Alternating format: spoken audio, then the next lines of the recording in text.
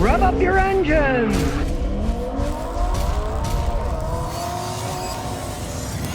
Well, if you thought you were going to buy an electric car and save on energy costs, think again. In California now, Tesla raised their charging at their supercharging stations to equal the cost of gas-fueled vehicles. It now costs the equivalent of $6 a gallon gasoline to charge up the electric car because they raised it to 65 cents per kilowatt hour. And of course, this is a private company. They can raise their price anytime they want. That's what people don't understand about charging an electric car. Lots of areas have different rules over what they can charge for electricity. People in the same neighborhood often have different rates for whatever reasons.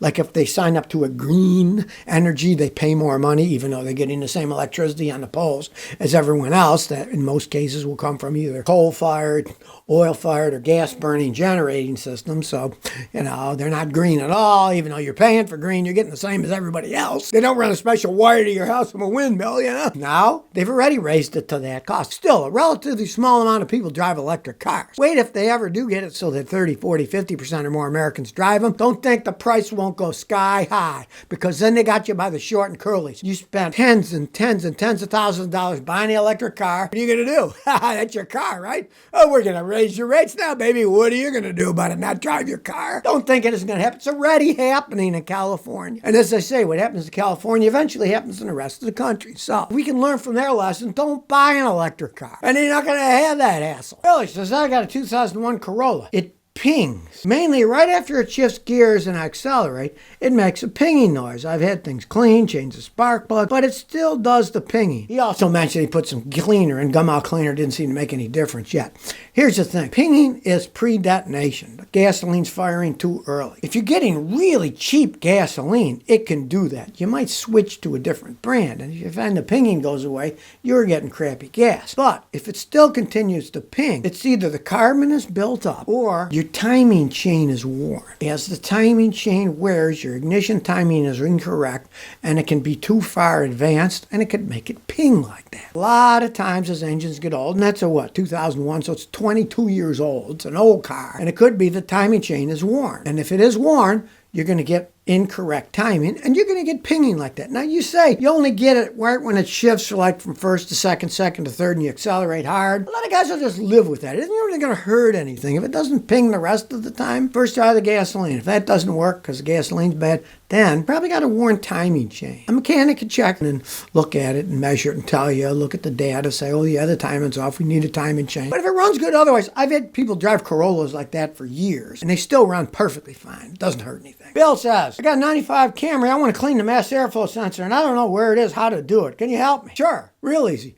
Watch my video, make your car run better with a little spray cleaner, Scotty. Type that in, talk it in your phone. You have to use mass airflow sensor cleaner. It's expensive, but it's the only cleaner you want to use on it. Use another one, it might ruin it. And in your case, it's right, you look where your air filter is right next to it. You'll see there's a couple of screws, take it off, and a little sensor comes off. You unplug it, take it off, clean it, so it's not connected to the car, so it's not powered on. Then let it air dryer. If you got a hair dryer, dry with a hair dryer for 10 minutes. Then plug it in and drive away. It's very easy to clean. Just make sure you use the mass airflow sensor cleaner, because if you use like carburetor cleaner or brake fluid, you can ruin the thing. And they're not that cheap. Plus, if you're going to replace one, you got to buy the Denso original one on a Toyota. You can't go to a discount auto parts store and buy one of those cheapy mass airflow sensors made in China. They're not worth crap. They'll run worse. They might not even run. So if you're going to clean it right and use mass airflow sensor and take it out of the car first, so it's not plugged in and you won't damage any of the electronics in the vehicle. Joel says, I have a car. The front shock absorber dust boot cover is cracked.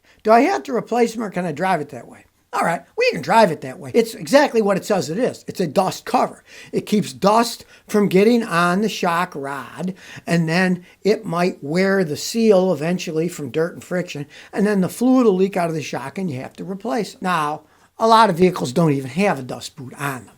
Your shock absorber is really a McPherson strut. It costs a lot of money to take the McPherson strut apart just to put a dust boot on it. So you might as well just live with it. And if eventually it does start leak, you're going to have to take the whole thing apart anyways. Then buy the dust boot and a new strut cartridge replacement. Replace it all at once. But I wouldn't take it all apart now just to replace the dust shield. It would be foolhardy. It doesn't do all that much anyway. McPherson strut, you got to take the whole thing apart. You're going to take it all apart, you might as well put a new strut cartridge in a tube rather than just put the boot on, because if that's cracked and rotten, the strut's going to be pretty worn too. It's the same age as the dust boot, right? Brander says, I got a gas smell in my car. I got a 2002 Nissan Sentra. I've noticed a gas smell when I drive a bit and park in the garage. It stays about a day and then it's gone. There's nothing leaking from the car in the ground. Help. First thing you want to do, just replace your gas cap. The gas cap is supposed to seal the system, so it's a sealed system, and so nothing will come out. That could fix it. Great. Now, if it doesn't, a lot of times, it's a bad evap canister vent valve. Your car has the evap system that keeps polluting gas smell from getting out in the atmosphere, and pollutant goes and ruins the ozone layer. And it does it by having a charcoal canister that's supposed to filter it, and an evap canister vent valve that at certain times will open up and let it vent, right? If that is broken and the evap canister vent valve is stuck open, it'll always vent. Now, once you shut the car off, there's some in there and it'll vent out, but once it's done venting, then the next day, usually the smell's gone, you won't smell it anymore. That's generally what it is. But the gas cap will do the same thing. So check the gas cap. But then if that's not that, it's often the evap canister vent valve. That's a very common thing that goes wrong in Honda. Going on Harris says, my brake rotors keep warping. I got 2017 Nissan Rogue, 227,000 miles. I had the brakes done, the rotors. 2 months later, the steering wheel shakes when I brake. What causes them to warp? If you get too aggressive brake pads, they'll make them warp. Use Akabono brake pads. Best ceramic, they don't make noise and they don't warp the rotors bad. 2, you could be buying really cheap rotors, and they will warp. Go to the discount auto parts store, buy the cheapest ones they have that are $19.95 a piece. Yeah, they're going to warp because they're made in China and they're cheap crap, right? The other thing is, though, after you get the job done, drive it for maybe half an hour. Pull in your driver, quick jack up the front end and spin the wheels. If they're dragging, then your brakes are dragging and it's going to make them warp. That could be the brake hoses are sticking on. That could be the brake master cylinders not releasing. Could be a lot of things, but it's easy to test. Drive it for like half an hour, stop and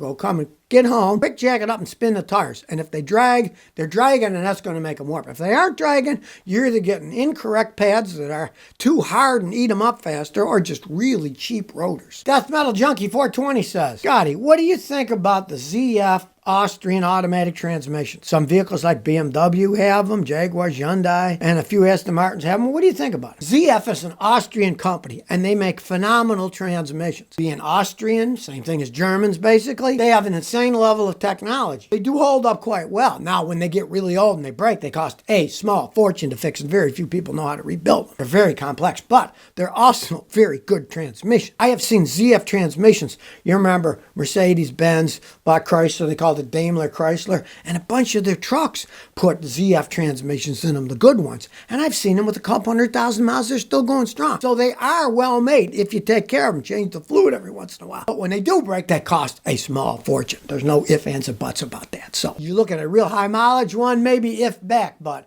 if not high mileage, they generally last a really long time. They're solid and they really shift good. Well, believe it or not, some of your gasoline that's coming over from overseas is coming in a super tanker that's got sails on it. It's using wind to help blow it along, right? Who would have thought? No one knows whether it's a giant PR stunt or not, but the MV New Aden, that's a Chinese super tanker, has these giant weird-looking sails. They're not canvas sails. They have 4 carbon fiber wing sails.